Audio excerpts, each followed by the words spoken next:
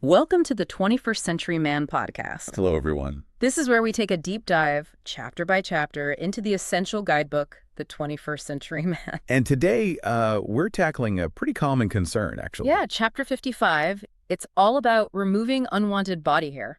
That's right. We've been digging into this chapter, and honestly, it gives a really thorough look at managing body hair. It covers everything from, our evolutionary past right up to the modern methods. It's definitely a topic tied into appearance, comfort, even hygiene sometimes. For sure. And our mission here in this deep dive is really to unpack the key info from chapter 55.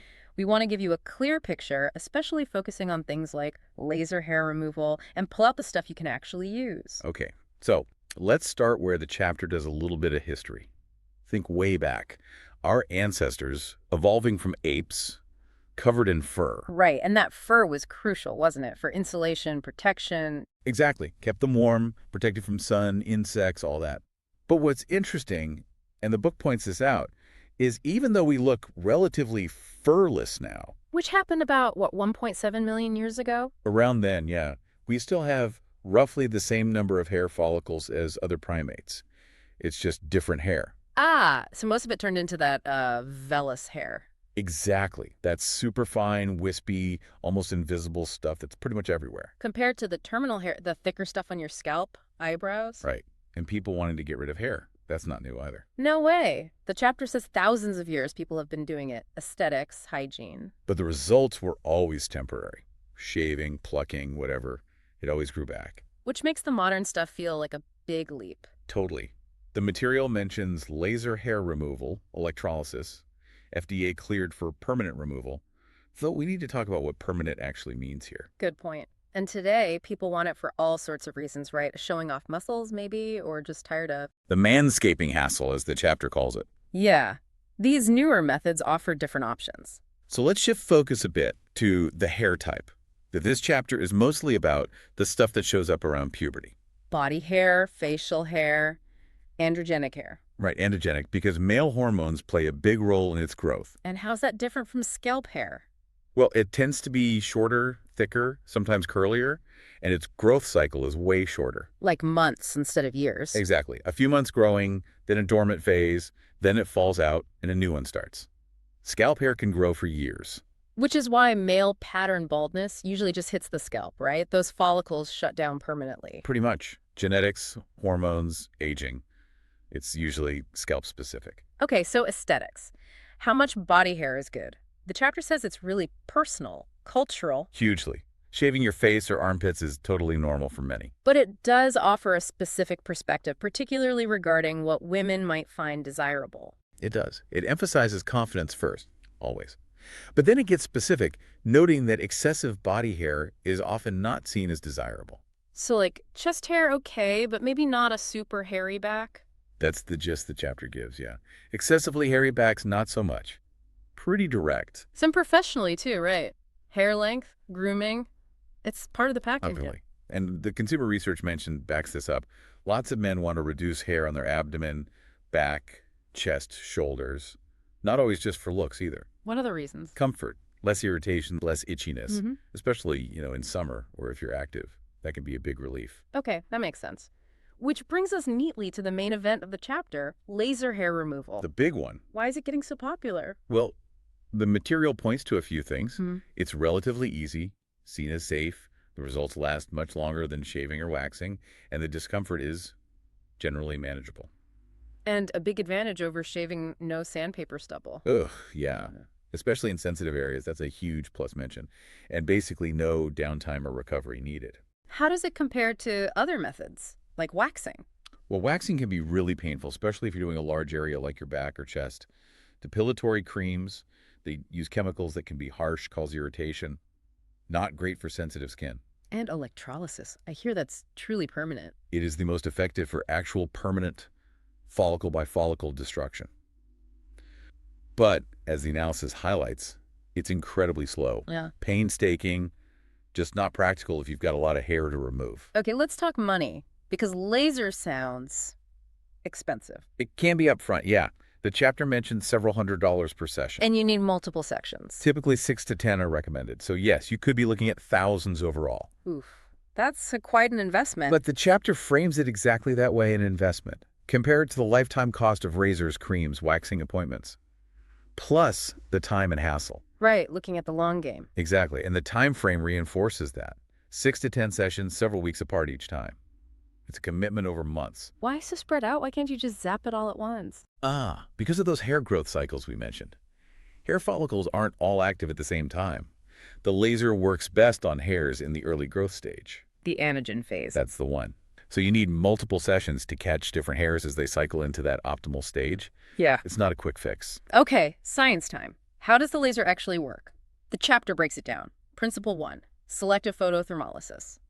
Sounds complicated, Right. but the idea is smart. Developed back in the 80s, actually. Basically, things with color, like the melanin pigment in your hair, absorb laser light energy way better than the lighter surrounding skin. So the hair grabs the energy. Right. And that light energy instantly converts to heat. Intense heat right at the follicle. That heat damages the structures responsible for hair growth, like the stem cells. And the skin nearby is okay because it's lighter, absorbs less energy. Pretty much. That's the selective part. It targets the hair, spares the skin. Okay, and principle 2 sounds like it's about speed. It is. The laser delivers its energy in really, really short pulses. Super fast. Why does that matter? Because the energy hits the follicle faster than the heat can spread out or dissipate into the surrounding skin. This maximizes the heat damage in the follicle and minimizes the risk of burns or scars on the skin surface. And prevents that PIH thing, post-inflammatory hyperpigmentation. Exactly, that darkening of the skin after irritation or damage. Yes. Delivering the energy quickly helps avoid that too.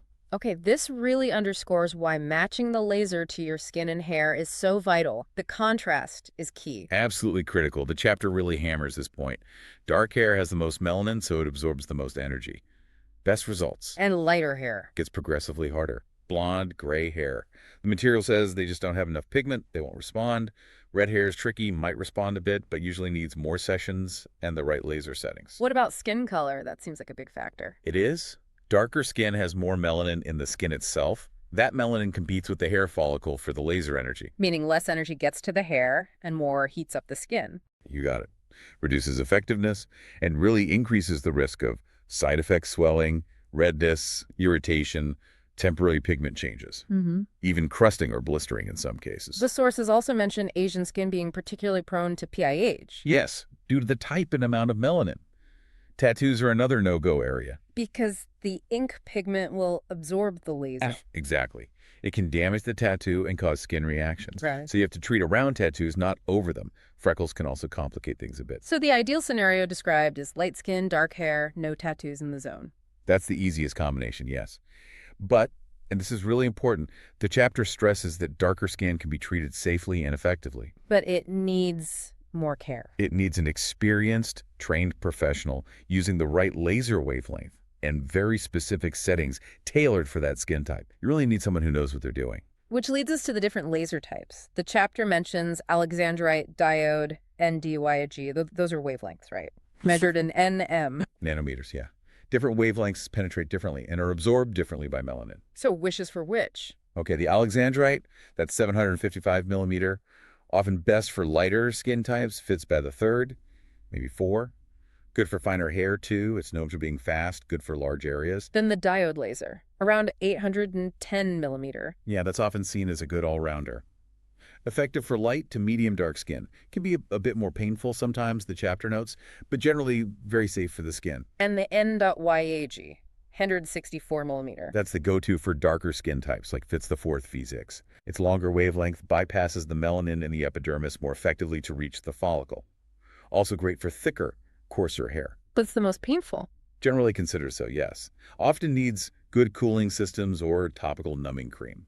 It's cool that some modern machines combine wavelengths, though, like that GentleMax Pro mentioned. Yeah, having both alexandrite and N.YA in one machine gives practitioners a lot of flexibility, plus features like variable spot sizes. That's the area the laser treats per pulse. Right. Bigger spot size means faster treatment for large areas, but usually needs more energy. And good onboard cooling is crucial for comfort and safety. Definitely something to ask about when you're consulting. Okay, prep. What do you need to do before a session? Main thing. Shave the area, usually the day before or day of. You want the hair short, basically just at the follicle opening. So the laser hits the root, not the surface hair. Exactly. And crucially, no waxing, plucking, or even bleaching for about a month beforehand. Why not? Waxing and plucking remove the hair root entirely. The laser needs that root, that pigment target, to work. Bleaching removes the color, making the laser ineffective. Makes sense. What's it actually feel like during treatment? Most people describe heat and, some pain, like a pinprick or a rubber band snapping against the skin. That's the thermal damage happening in the follicle. Worse in sensitive areas. Usually, yes. But cooling devices and numbing creams help a lot. And the good news is it tends to get less uncomfortable with each session as there are fewer active follicles left to treat. How long does a single session take? Depends entirely on the area. Face, underarms might be minutes. A full back, legs, could be an hour or more. Spot size matters for speed too. And after the treatment, what happens then? You'll notice the treated hairs start to shed over the next few weeks. Sometimes it looks like they're growing faster, but they're actually just being pushed out. Any side effects to expect? Some temporary stuff is common. Mild swelling, redness, maybe a little irritation like a sunburn. Occasionally minor crusting or temporary pigment changes. Usually clears up in a few days. And if it doesn't? Definitely call the clinic or physician. Yeah. And importantly, avoid sun exposure on the treated area for a few days. Use sunscreen. The skin's going to be tender. Right. Let's manage expectations. Results. Is it really permanent? The chapter is careful here. Patient satisfaction is high, but results vary. Permanent hair reduction is the more accurate term the FDA uses. So some hair might grow back. Regrowth can happen, yes, but it usually comes back much finer, lighter, less noticeable. You'll likely need maintenance sessions down the line, maybe once or twice a year, depending. But overall, the reduction is significant. Generally, yes. The sources say the overall results are usually excellent for significantly reducing unwanted hair. Okay, one last area the chapter touches on. Those at-home laser devices. Yes. And the chapter gives a pretty strong caution about them. How so? Well, it calls their usefulness dubious at best. They're classed as cosmetic devices by the FDA, meaning less strict regulation than professional medical lasers.